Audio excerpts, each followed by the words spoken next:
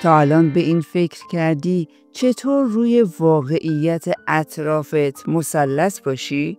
شاید باورت نشه، اما 3000 سال قبل یوگی ها به این قدرت عجیب دست پیدا کردن. اونا میتونستن جهان اطراف رو استادانه کنترل کنن. در معتبرترین کتاب هندی ها، یوگا سوترا به نوشته پاتانجلی یک حقیقت خاص رو معرفی میکنن: رسیدن به قدرت‌های عجیب. تصور کن اگه یکی از این قدرت‌ها رو به دست بیاری چه اتفاقی میفته؟ بزرگ شدن به اندازه کهکشان‌ها، رسیدن به بیوزنی، یا حتی سفر به هر جایی که بخوای در یک لحظه، جذب آرزوها و خواسته ها از هیچ، یا کنترل ذهن اطرافیان رو به دست بیاری. اینا همون قدرت هایی هستن که یوگی ها سالها باهاش زندگی کردن، اما برای به دست آوردن این سطوح بالا یک نقطه آغاز هست که تو رو حیرت زده میکنه: کنترل نفس. بله، درست شنیدی، همین نفس کشیدن ساده که هر لحظه انجام میدی کلید باز کردن تمام قدرت هایی هست که گفتم. امروز میخوام بهت بگم که چطور با کنترل نفس میتونی انرژیت رو افزایش بدی.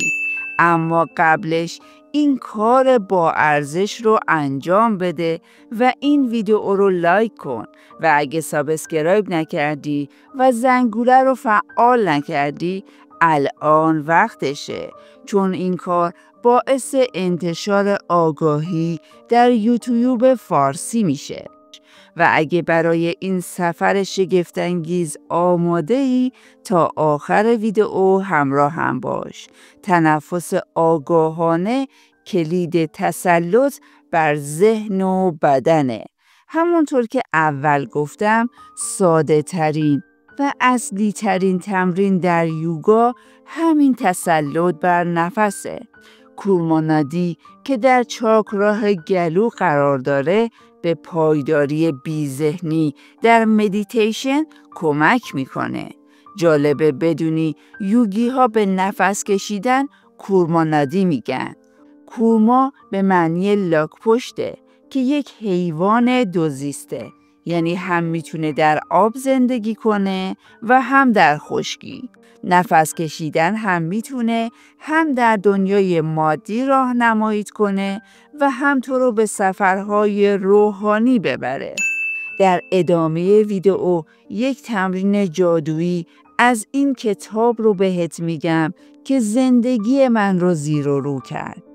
در کتاب یوگا سوترا نوشته شده وقتی تو روی نفس کشیدن در مدیتیشن تمرکز میکنی و خواسته خودت رو تصور میکنی و هر روز این کار رو منظم انجام میدی، میتونی خواسته های خودت رو مثل آهنربا جذب کنی.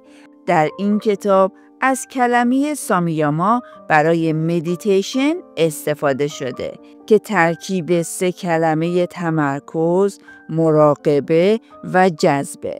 وقتی با تمرین روی نفس کشیدن بتونی متمرکز بشی، میتونی روی ذهن و بدنت هم مسلط بشی و در این لحظه واقعیت به طور کامل تحت کنترل شما میشه. نادی‌ها در واقع کانال‌های انرژی در بدن شما هستند. شاید فکر می‌کنی بدنت فقط از گوشت و استخوان تشکیل شده، اما اینطور نیست. بدن شما 72,000 کانال انرژی داره که به اونها نادی میگن. نادی یعنی رودخونه. این کانال‌ها در اصل مثل رودخونه‌ای هستند که انرژی حیاتی یا همون پرانا رو در بدن ما به جریان میندازه. اگه یک یا چند تا از این کانال‌ها مسدود بشن، جریان انرژی دچار اختلال میشه و ممکنه باعث بیماری‌های جسمی، مشکلات روحی یا حتی اتفاقهای ناگوار در زندگی شما بشه. نفس یکی از نادیهای فوق‌العاده مهم و تأثیرگذاره. در اصل نفس پیوند بین روح و جسمه، چون بدون نفس کشیدن روح از جسم جدا میشه. اگه یکی از این نادیها فعالتر بشه ما دچار دوگانگی خواهیم شد و ممکنه بیش از حد فعال بشیم یا بیش از حد احساس خستگی کنیم. تا حالا دقت کردی بعضی اوقات یه سوراخ بینی هوای بیشتری رو وارد بدن میکنه. هدف اصلی یوگا برای تمرین تنفس متعادل کردن این دوتا نادی مهم در بدنه. یوگی ها اعتقاد دارن با تعادل در تنفس انرژی قدرتمند کندالینی در بدن فعال میشه. این تمرین رو من 6 ساله که استفاده میکنم و برام موفقیت‌های زیادی داشته. نه تنها انرژی جسمی من رو افزایش داده بلکه راحت‌تر به خواسته ها میرسم و همچنین در این مدت خیلی کمتر بیمار شدم، چون وقتی انرژی در بدن در تعادل باشه گرفتگی‌های عضلانی و بیماری کمتر اتفاق میفته و کمتر احساس خستگی میکنی و مغز و هوشت بهتر کار میکنه و در کارها موفق‌تر هستی. بهت قول میدم اگه به طور منظم تو هم این تمرین رو انجام بدی تمام این اتفاقهای خوب برات میفته و مهمتر از همه فاصله بین تو و خواستهات کمتر و کمتر میشه. حالا بریم سراغ تمرین. اول به این نکته طلایی دقت کن: طرز درست نفس کشیدن و طرز اشتباه نفس کشیدن. هنگام نفس کشیدن به جای سینه باید شکم پر و خالی بشه، مثل نوزادا که درست نفس میکشن. اما وقتی بزرگ میشیم موقع نفس کشیدن بدن رو منقبض میکنیم و قفسه سینه بالا و پایین میشه. در این حالت تنفس سطحی میشه. وقتی تنفستون عمیق تر باشه سلامتیتون در مرحله اول تضمین میشه. اما با سطحی نفس کشیدن باعث گرفتگی کانالهای انرژی و بیماری میشه.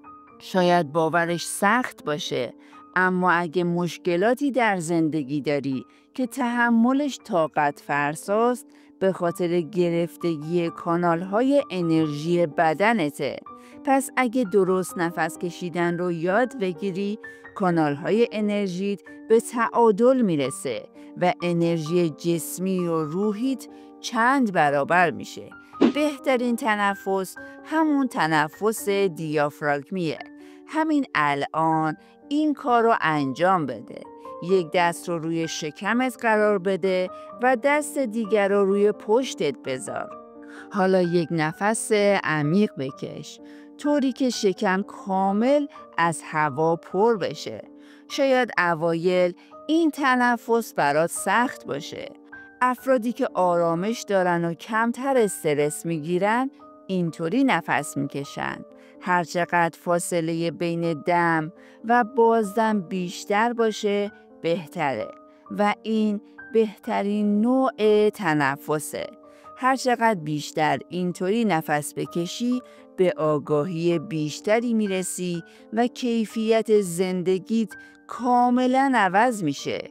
استرست کم میشه و شبها بدون قرص راحت میخوابی. با انرژی بیشتری روزت رو شروع میکنی. اینا فقط به تنفست بستگی داره. در یوگا گفته شده هر چقدر تنفست آهسته تر باشه و عمیق تر نفس بکشی کم کم میتونی با حیوانات و حتی گیاهان ارتباط بگیری و به بعدهای بالاتر جهان دسترسی پیدا کنی. این عمل توقف در تنفس هم گفته میشه و به مرحله‌ای میرسی که فقط چند نفس در دقیقه میکشی.